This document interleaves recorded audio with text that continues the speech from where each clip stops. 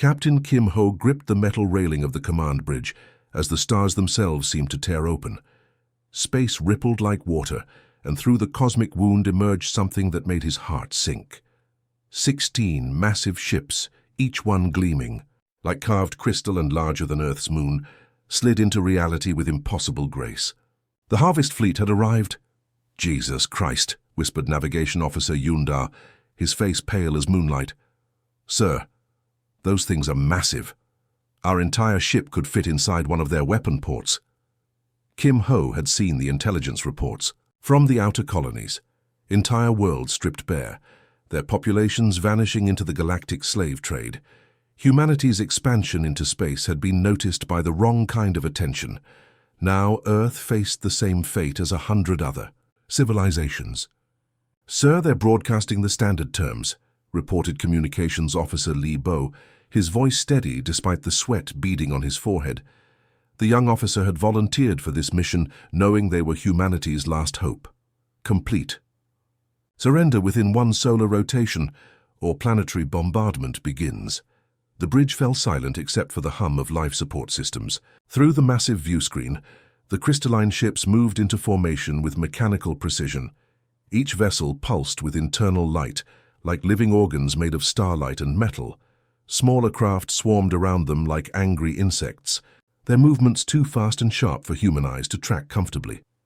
Dr. Park Soo hunched over her science station, fingers dancing across holographic displays that showed readings no human had ever seen before. "Their shields are unlike anything in our databases," she announced, her voice tight with professional frustration. "Pure energy manipulation at the quantum level. Captain, our plasma cannons and nuclear torpedoes might as well be throwing rocks at stars." The main display crackled with static before clearing to reveal nothing but empty space. Then a voice filled the bridge, speaking in perfect emotionless English that somehow felt wrong coming from alien throats. The words carried undertones that made human ears ache, as if the language itself was being forced into shapes it wasn't meant to hold. "Humans of Sol 3, your species has been evaluated for harvest potential, physical resilience, adequate, mental, adaptability, sufficient for basic labor tasks. Technological development, primitive but not concerning. You will surrender all military assets and prepare your population for transport. Compliance will result in acceptable survival rates. Resistance is mathematically impossible." Ensign Ko-min, barely 20 years old and fresh from the academy, looked up from his tactical display with wide eyes. "Sir, I'm reading energy signatures from those ships that don't make sense. They're not just using fusion or antimatter. It's like they're pulling power directly from the fabric of space itself." Kim Ho walked slowly around the bridge, his boots clicking against the metal deck plates. The Defiance was humanity's most advanced warship, built with technology salvaged from a dozen failed colonies and powered by the desperate ingenuity of a species that refused to die quietly. But compared to what floated before them, they might as well be sailing a wooden boat against a hurricane. "Analysis, Dr. Park," he ordered, his voice calm despite the weight of 7 billion lives pressing down on his shoulders. Park Soo pulled up a three-dimensional display showing the alien fleet. Each ship appears to be grown rather than built. "Captain, the crystalline structure is alive in some sense, constantly adapting and self-repairing. Their weapon systems can reshape matter at the molecular level. One focused beam could turn our entire ship into dust." "How long until they reach Earth?" asked Li Bo. "At their current speed, 18 hours, replied Yunda. "But sir, they don't need to reach Earth to destroy it. Those ships could crack our planet in half from here if they wanted to." The alien voice crackled through the speakers again, this time with what sounded almost like impatience. "Human vessel, acknowledge receipt of terms. Your delay serves no purpose. Submit or face immediate termination." Kim Ho stared out at the impossible fleet arranged against the stars. Each crystalline ship pulsed with inner light, and he could see smaller vessels launching from their sides like seeds from a pod. Thousands of them, each one probably more advanced than anything humanity had ever built. He thought about his daughter back on Earth, probably sitting in her university classroom, unaware that alien slavers had come to claim her species. He thought about the colonies that had already fallen, their populations now scattered across the galaxy as property. He thought about humanity's brief, bright moment among the stars, about to be snuffed out by beings who saw them as nothing. "More than useful animals, sir," Lebo asked quietly. "Your orders?" Captain Kim Ho smiled grimly, feeling something spark in his chest that had nothing to do with fear, and everything to do with the stubborn human refusal to go gentle into any good night. "You know, Lebo, they keep talking about mathematics. How resistance is mathematically impossible." He turned to face his crew, seeing the same desperate hope flickering in their eyes. But mathematics was never humanity's strong suit anyway. Engineer Yang Ji's hands moved like lightning through the maze of pipes and circuits in the Defiance's lower engineering deck. Sparks flew from severed connections as she rerouted the ship's entire life support system into something no human had ever attempted before. The air around her grew thick with the smell of burning metal and ozone. "Yang Ji, you're certifiably insane," muttered Chief Mechanic Park Jun as he helped her strip copper wiring from the oxygen recyclers. "You want to turn our life support thin to a weapon? We'll suffocate before we even reach their ships." "Trust me on this," Yang Ji grunted, wrestling with a particularly stubborn power coupling. "I've been studying their energy signatures for the past 6 hours. Their shields work by reading and adapting to incoming attacks, but they can't adapt to something that isn't supposed to exist." Above them, the ship's artificial gravity flickered as Yang Ji diverted power from non-essential systems. Emergency lighting bathed the engineering deck in red shadows, making everything look like the inside of a beating heart. Through the hull, they could feel the subtle vibrations of the alien fleet scanning beams as the collectors analyzed their primitive ship. "If this works, we'll have maybe 5 minutes of breathable atmosphere left," she warned, sweat dripping onto the exposed circuits. "After that, we're running on whatever oxygen is left in our suits." Pilot Choi Min's voice crackled through the intercom from the bridge above. "Yang Ji, I'm looking at these flight patterns you sent me. They violate about 17 laws of physics. My navigation computer keeps showing error messages." "Ignore the computer," Yang Ji called back, her voice strained as she lifted a heavy power conduit. "Those flight paths are based on how their ships move. They think in 3 dimensions, but they exist in 4. If we can match their dimensional frequency for just a few seconds—" "And if it doesn't work?" Choi Min asked, though they all knew the answer. Yang Ji paused in her work, wiping grease from her forehead with the back of her hand.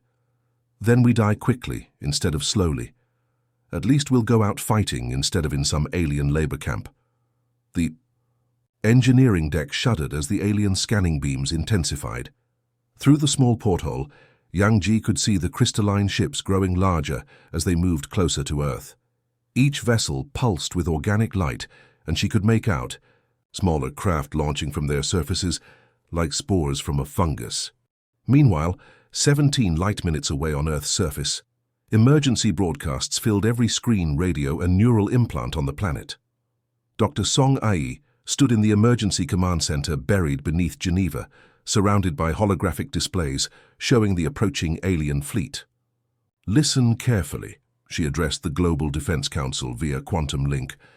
"I've been analyzing the collector technology for the past 8 hours, and I've discovered something critical. Their harvest beams work by targeting living neural activity. They literally suck consciousness out of bodies and store it in quantum matrices." General Liu Wei from the Pacific Defense Force leaned forward. "What are you saying, Doctor?" "I'm saying they're not conquerors in the traditional sense," Song A explained, highlighting sections of data on the main display. "They're farmers. And farmers need their crops alive and healthy. Dead humans are completely useless to them." The implications hit the room like a physical blow. Director Kang So from the European Space Agency spoke first. "You're suggesting we fake our own deaths? On a planetary scale?" "Not fake," Song A replied grimly. "I mean actually die. For exactly 17 minutes and 32 seconds. That's the window where human consciousness can be revived without permanent brain damage." President Chen Da of the Asian Federation stared at her in disbelief. "You want 7 billion people to commit synchronized suicide and hope we can bring them back?" "The Collector's Harvest technology scans for active brain patterns," Song A continued, pulling up brainwave data. "If every human on Earth flatlines simultaneously, their equipment will register us as a dead world. Harvesting dead tissue serves no purpose in the slave trade. Back on the Defiance, Yang Ji completed the final connections on her impossible device. The ship's life support system now hummed with alien frequencies stolen from the collector broadcasts. She'd reverse-engineered their dimensional technology, using nothing but human stubbornness and spare parts. "Captain Kim Ho to engineering," came the voice over the intercom. "Yang Ji, are you ready down there?" "As ready as anyone can be for something that shouldn't work," she replied, her hand hovering over the activation switch. "Captain, once I start this sequence, we'll be committed. No turning back." Through the ship's hull, they could hear the alien voices growing stronger as the collector fleet moved into harvest position. The crystalline ships had begun extending massive appendages toward Earth, each one crackling with energy that could strip away human consciousness like peeling fruit. "Yang Ji," Captain Kim Ho's voice carried the weight of humanity's last hope. "Do it." She pressed the switch, and the Defiance began its transformation from starship to suicide weapon. The impossible had become inevitable, and somewhere in the space between physics and madness, humanity prepared to bet everything on a plan that no sane species would ever attempt. The massive crystalline ships of the collector fleet arranged themselves in a perfect hexagonal pattern around Earth, each vessel the size of a small moon and pulsing with harvesting energy. Their formation was flawless, calculated by alien minds that had performed this same dance of conquest across 10,000 worlds. But they had never encountered a species quite like humanity. Captain Kim Ho stood on the bridge of the Defiance, watching as his tactical display showed the impossible odds stacked against them. 50 brave souls against 16 ships that could vaporize planets. The math was simple, and the math said they were all going to die. But Kim Ho had learned long ago that humans excelled at making the impossible look routine. "To all stations, this is the captain," he announced over the ship's intercom, his voice carrying to every corner of their small vessel. "Today we do something that has never been attempted in the history of space warfare. We're going to ram a ship the size of a moon with a vessel they probably consider a toy. Some might call this suicide. I prefer to think of it as making a statement." Nervous laughter echoed through the corridors as the crew took their positions. These weren't career soldiers. They were miners from the asteroid belt, engineers from the Mars colonies, and volunteers who had signed up knowing they'd never see home again. But every single one of them had chosen to be here when Earth needed them most. "All power to engines," Kim Ho ordered, settling into his command chair. The ship's fusion reactors roared to life, pushing their energy output beyond safe limits. Warning alarms began blaring throughout the bridge, but nobody moved to silence them. Navigation Officer Yunda's hands danced over his controls. "Sir, I'm plotting a direct collision course with their flagship, the big crystalline bastard in the center of their formation. Yang Ji, are you ready down there?" Kim Ho called to engineering. Yang Ji's voice crackled back through the intercom, barely audible over the sound of overloaded systems. "The quantum cascade is primed, sir. Once we're inside their shield perimeter, I can trigger it. Fair warning, though. This is going to hurt." The Defiance lurched forward, its engines burning so bright they turned the space around the ship into a miniature sun. The acceleration pressed everyone back into their seats as the small warship built up speed that would have been impossible just minutes earlier. Yang Ji's modifications had turned their vessel into something between a spaceship and a guided missile. Through the view screen, the alien flagship grew larger with terrifying speed. Its crystalline surface was covered in geometric patterns that hurt to look at directly, as if the ship existed in dimensions human eyes weren't meant to perceive. Smaller collector vessels swarmed around it like antibodies protecting a vital organ. But something else was happening that the aliens hadn't expected. Down on Earth's surface, every human settlement began going dark simultaneously. The sprawling megacities that had burned like stars against the night side of the planet suddenly winked out of existence. Power grids that had run continuously for centuries shut down in perfect coordination. In New Tokyo, millions of people lay down in the streets, in their homes, in the underground shelters, and activated the neural disruptors that Dr. Song Ai's team had distributed through emergency broadcasts.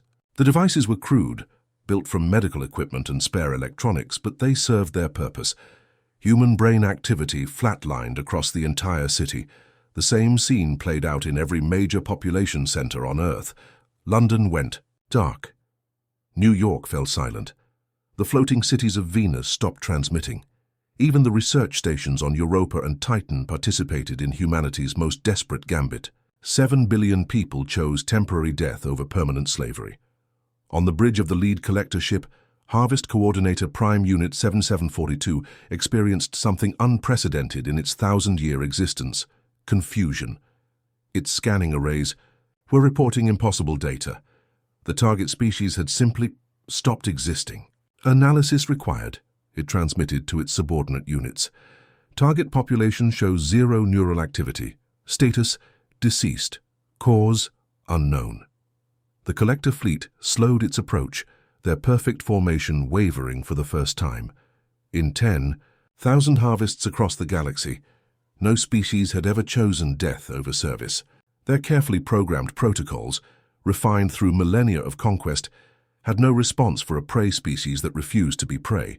Secondary analysis confirms planetary population extinct.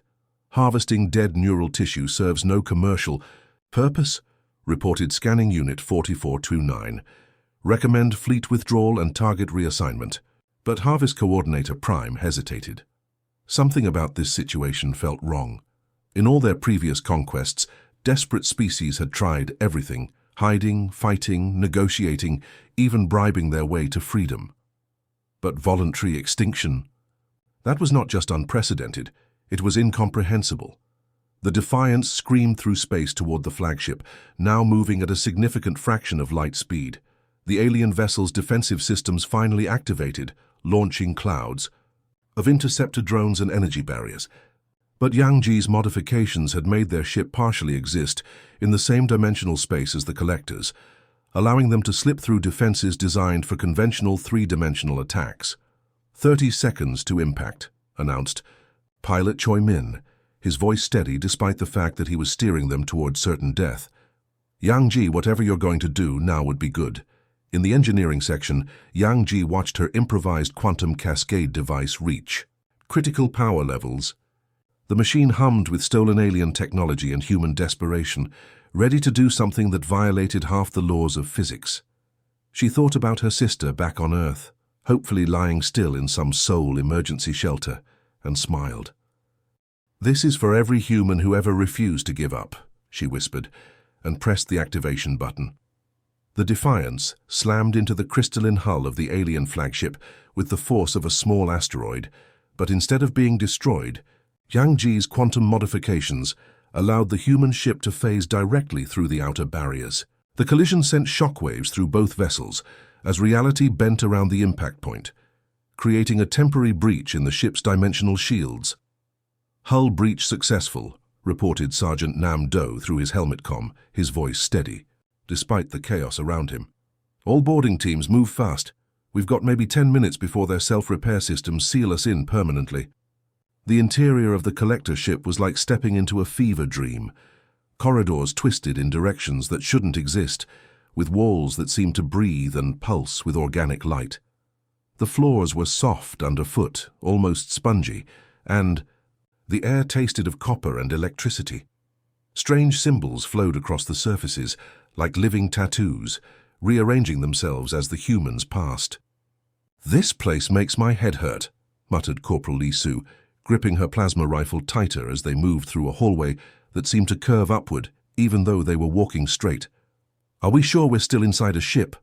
"Stay close, and don't touch anything," Nam Do ordered, leading his team of 12 volunteers deeper into the alien vessel. Behind them, the breach point was already beginning to seal itself, living metal flowing like thick honey to repair the damage.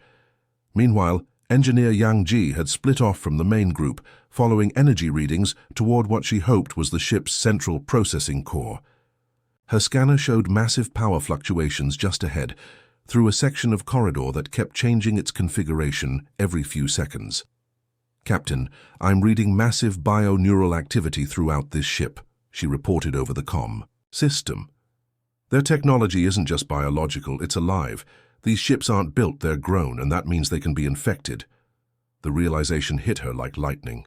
Every collector vessel was essentially a giant organism, with millions of interconnected neural pathways, carrying information and commands throughout the structure. If she could find the right access point, she might be able to introduce a virus directly into the ship's consciousness. "What kind of infection are you talking about?" Captain Kim Ho's voice crackled through static as he fought his way toward the command center through corridors filled with floating defense drones. "Not digital. Not biological," Yang Ji replied, working frantically on her portable computer interface. "Something purely human. The concept of individual choice. The collector species had evolved as a hive mind, each individual existing only as part of a greater whole. They had no concept of personal desires, individual thoughts, or independent decision-making. For millions of years, this had made them incredibly efficient at conquest and harvesting. But it also made them vulnerable to an idea that had never occurred to them. Yang Ji found the neural interface she was looking for, a pulsing, tree-like structure that seemed to be made of crystallized lightning. She connected her computer to it using cables that sparked and smoked as human technology interfaced with alien biology. "Uploading now," she announced, watching as her virus began spreading through the ship's consciousness like wildfire. The infection wasn't code or bacteria. It was pure concept. The idea that each individual could think for themselves, make their own choices, refuse orders if they wanted to. Throughout the massive ship, collector drones began experiencing something they had never felt before: uncertainty. Maintenance. Units stopped in the middle of their tasks, suddenly wondering why they were following these particular instructions. Weapon systems paused, their operators asking themselves whether they actually wanted to destroy the human intruders. On the bridge, Harvest Master Unit 7742 felt its carefully ordered thoughts begin to fragment. For the first time in its 1,000-year existence, it was experiencing something unprecedented: doubt. Analysis required. It transmitted to its subordinates, but the words felt strange and uncertain. Human behavior outside all parameters. Response? Unclear. The viral concept spread beyond the flagship, carried by the quantum communication network that linked all collector vessels. Across the entire fleet, alien beings began questioning their purpose, their orders, their very existence as tools of our greater will. Captain Kim Ho burst through the command center doors, his uniform torn and bloodied from fighting his way through the ship's defenses. Plasma burns covered his arms, and a deep gash across his forehead leaked blood into his eyes. But he was still standing, still fighting, still refusing to give up. The bridge was a cathedral of living crystal and flowing energy with the Harvest Master, floating in a sphere of liquid light at its center. The alien being looked almost fragile now, its movements uncertain as the virus of individual thought spread through its consciousness. "Analysis required," the Harvest Master repeated, its voice no longer carrying the absolute certainty it had possessed before. "Human behavior defies all mathematical models. Your species should have surrendered. Your world should have accepted harvest protocols. Your actions make no logical sense." Kim Ho wiped blood from his eyes and smiled, despite the pain coursing through his body. "Here's your analysis, you crystalline bastard. Humans don't follow parameters. We don't fit into your neat little mathematical models. We make our own rules, choose our own paths, and when something tells us surrender is the only option, we find a third choice you never saw coming." Around them, the ship's systems began failing as more and more drones chose to stop following orders. The concept of individual choice was spreading like a plague through their hive mind, breaking down millions of years of collective consciousness in a matter of minutes. "We came here to die fighting," Kim Ho continued, stepping closer to the confused alien leader. "But it looks like we might just live to see you learn what it means to think for yourselves." The withdrawal of the collector fleet was unlike anything the galaxy had ever witnessed.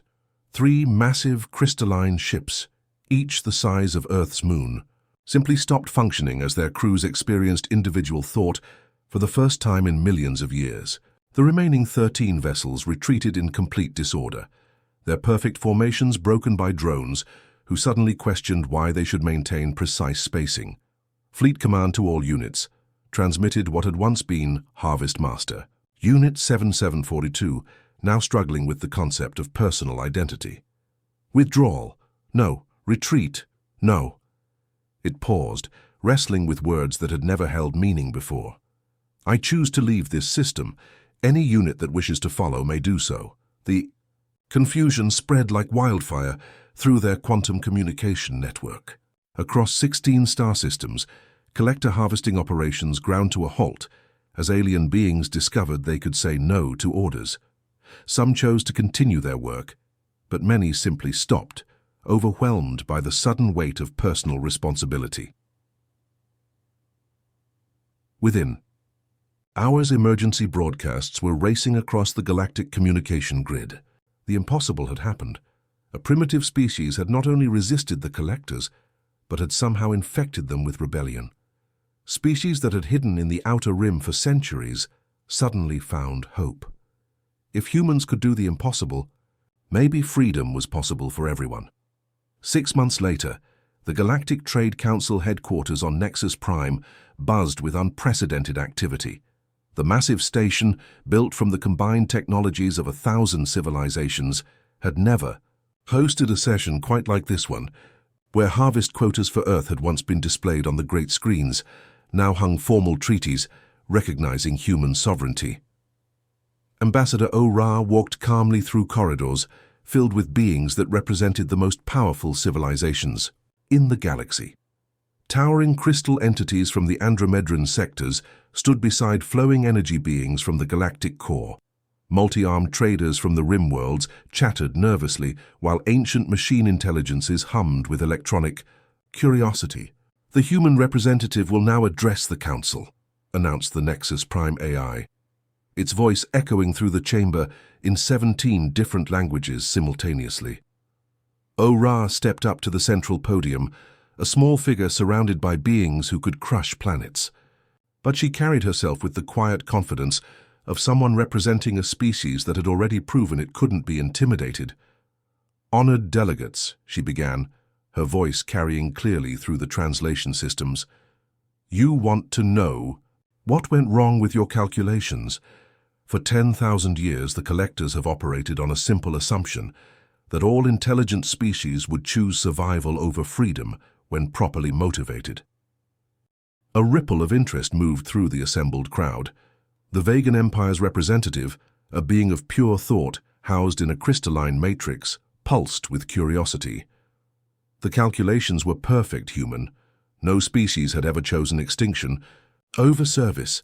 O'Ra smiled, the expression somehow both friendly and dangerous. "You assumed we were like every other species you'd encountered, rational, predictable, willing to trade freedom for survival when the math made sense."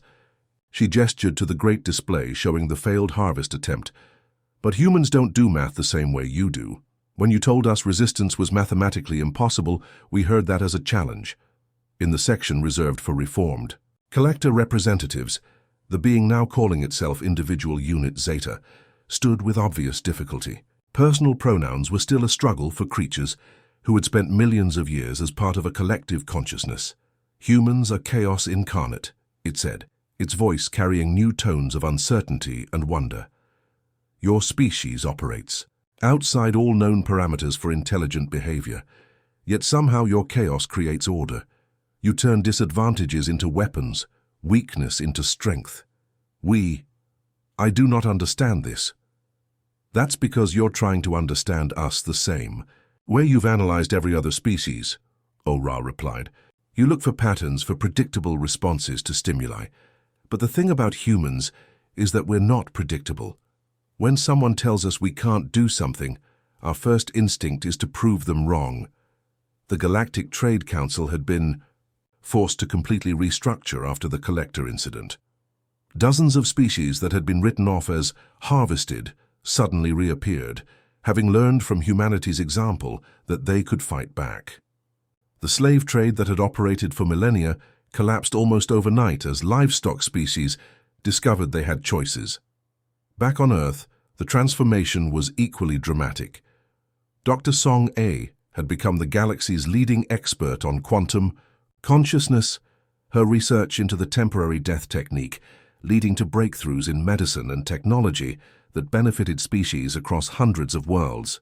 Her Soul laboratory now hosted researchers from civilizations that had once considered humans primitive. Engineer Yang Ji worked from a massive facility on Luna, where she reverse-engineered collector biotechnology with the help of former drone units who had chosen to defect. The living ships she designed were unlike anything the galaxy had seen. Vessels that grew rather than being built, but powered by human creativity rather than hive mind efficiency. The beauty of working with individual consciousness, Yang Ji explained to her mixed-species engineering team, is that every mind approaches problems differently. We don't all think the same way, so we find solutions that a collective intelligence would never consider. Captain Kim Ho, now Admiral of humanity's first interstellar defense fleet, stood on the bridge of the flagship Indomitable. The vessel was a hybrid of human engineering and alien biotechnology, crewed by volunteers from 12 different species who had learned that sometimes the impossible was just another word for hasn't been tried yet. Admiral, reported his Nexari communications officer Zik Ra, her tentacles dancing over controls adapted for her physiology. We're receiving distress calls from the Kepler system. Slavers are trying to harvest the colony there. Kim Ho smiled, feeling the familiar fire in his chest that had carried him through humanity's darkest hour. Set course for Kepler. Let's go remind some slavers that the galaxy has new rules now. As the fleet jumped to hyperspace, the transformed Collector Delegate Individual Unit Zeta transmitted a message to its scattered former comrades. The galaxy has discovered that some crops refuse to be harvested, and the smartest farmers learn to negotiate instead. The end.